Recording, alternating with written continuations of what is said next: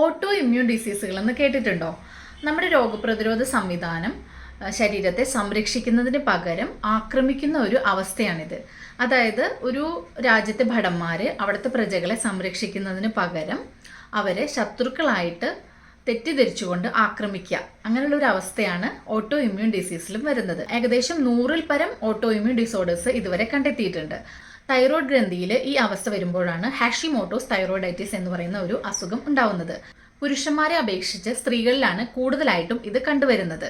അതുപോലെ പാരമ്പര്യമായിട്ട് ആർക്കെങ്കിലും ഉണ്ടെങ്കിൽ അത് നമുക്ക് വരാനുള്ള സാധ്യതയും വളരെ കൂടുതലാണ്.